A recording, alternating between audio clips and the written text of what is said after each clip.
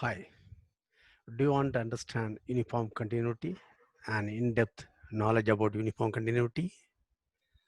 Are you happy with the standard approach to uniform continuity? You have to choose a delta, which depends only on epsilon, but not on the point under consideration. Well, have a look at a different outlook.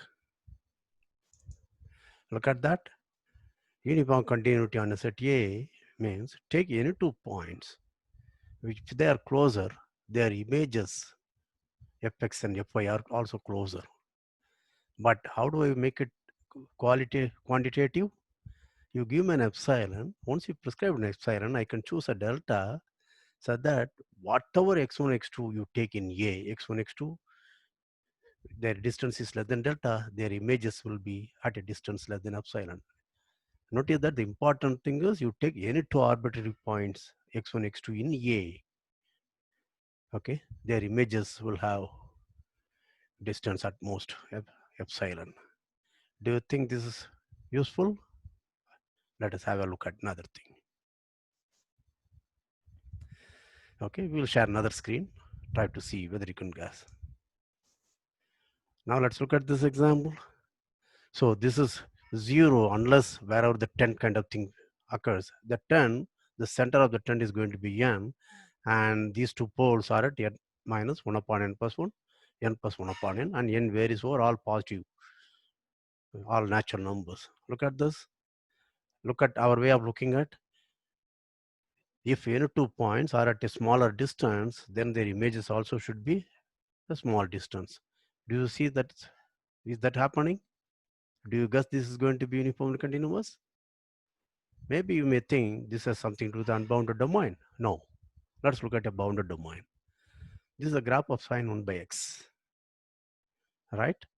And it is between 0 and 1. I take n very, very large even number if you want. And let's look at this. So I'm magnifying the graph of sine 1 by x around n. Now, do you see that? The point here is 1 upon n pi. This is 1 upon n plus half pi. If n is very large, they are very close to each other. But look at their values. What do you guess? Are they uniformly continuous? Well, if you think these are the only one, can you believe after 2 lectures, the students were able to decide by looking at the expression or looking at the graph, they were immediately able to conclude whether the functions are going to be uniformly continuous or not.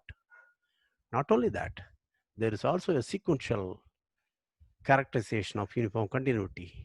For all this and more, lot more examples, a lot more results and problems, okay, come and wait for the series of lectures on uniform continuity.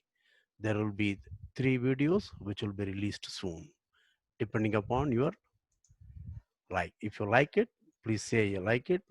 If there are enough likes, it will be released.